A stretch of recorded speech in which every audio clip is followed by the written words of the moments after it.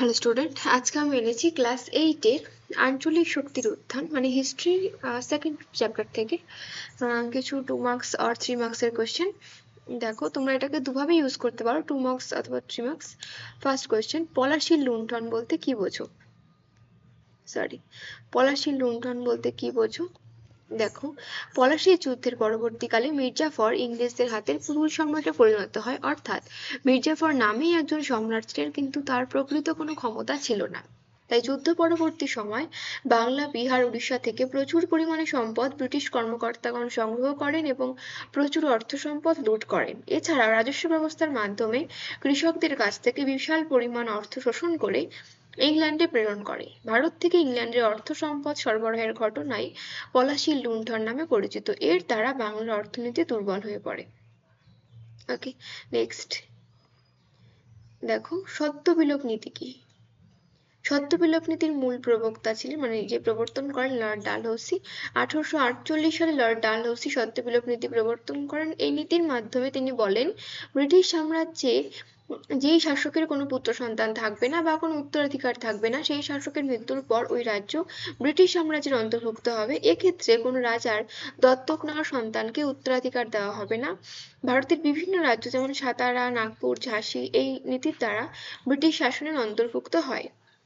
মূলত এগুলো ছিল ব্রিটিশদের রাজনৈতিক কর্তৃত্ব আদায়ের একটা বা আধিপত্য বিস্তারের একটি পর্যায় বা একটা পদক্ষেপ।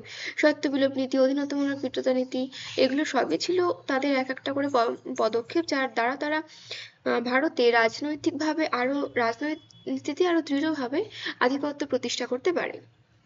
চলো নেক্সট, ফারুকশিয়ারের ফরমান বলতে কি বোঝায়? কি বলছে? মুঘল সম্রাট ফারুকশিয়ার 1717 সালে ব্রিটিশ ইস্ট ইন্ডিয়া কোম্পানিকে বিশেষ কিছু সুযোগ সুবিধা প্রদানের জন্য একটি ফরমান জারি করেন, যা ফারুকশিয়ারের ফরমান নামে পরিচিত। ফরমানের শর্ত অনুযায়ী বার্ষিক 3000 টাকার বিনিময়ে কোম্পানির বাংলার বাইরে ও ভেতরে সমস্ত ধরনের বাণিজ্য বিনা শুল্কে পরিচালনা করতে পারবে। নেক্সট, কোম্পানির প্রতিনিধিরা দস্তক প্রদর্শন করলে তাদের পণ্য পরিবহনে কোনো রকম কর আরোপ করা যাবে না। কোম্পানির পণ্য যদি কেউ চুরি করে, তাহলে বাংলার নবাব তাকে শাস্তি দেবেন এবং কোম্পানিকে ক্ষতিপূরণ দেবেন। নেক্সট, কোম্পানি নিজস্ব মুদ্রা চালানোর অনুমতি দেওয়া হয়। নেক্সট, দ্বৈত শাসন ব্যবস্থা কি? 1765 থেকে 1772 সাল পর্যন্ত বাংলা, বিহার ও উড়িষ্যায় ব্রিটিশ ইস্ট ইন্ডিয়া কোম্পানি পরিচালিত শাসন ব্যবস্থাই দ্বৈত শাসন ব্যবস্থা নামে পরিচিত।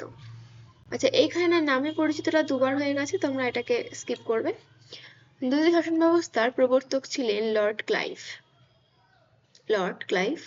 এই শাসন ব্যবস্থায় নবাবের উপর ন্যস্ত ছিল আইন শৃঙ্খলা ও বিচার ব্যবস্থা রক্ষার দায়িত্ব এবং ব্রিটিশ ইস্ট ইন্ডিয়া কোম্পানির দায়িত্ব ছিল রাজস্ব ও অর্থনীতির। অর্থাৎ নবাবের হাতে ছিল অর্থনৈতিক ক্ষমতাহীন রাজনৈতিক দায়িত্ব এবং ব্রিটিশ কোম্পানির কাছে ছিল দায়িত্বহীন অর্থনৈতিক ক্ষমতা।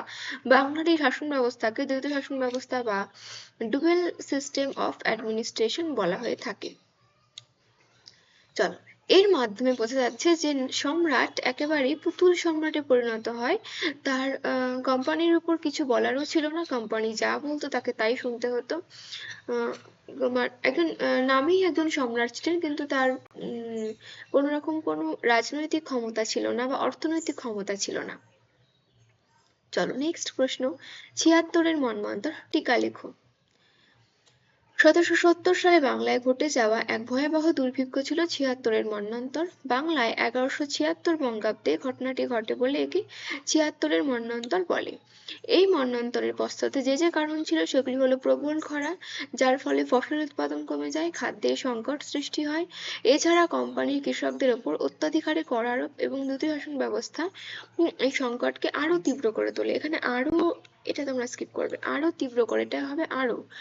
এই মন্বন্তরের ফলে বাংলার গ্রামীণ অর্থনীতি সম্পূর্ণরূপে ধ্বংস হয়ে যায় এবং বহু মানুষ খাদ্যের অভাবে গৃহহীন হয়। সর্বোপরি ব্রিটিশ শাসনের প্রতি জনগণের তীব্র অসন্তোষ সৃষ্টি হয়। আমি আজকে এই 5টা প্রশ্নই আলোচনা করলাম। তোমাদের যদি ভালো লাগে তোমরা অবশ্যই কমেন্ট বক্সে জানিও। আমরা নেক্সট পোর্শনে আরো 5টা এইরকম কোশ্চেন আপলোড করব। আজ এই পর্যন্ত, দেখা হচ্ছে নেক্সট ভিডিওতে।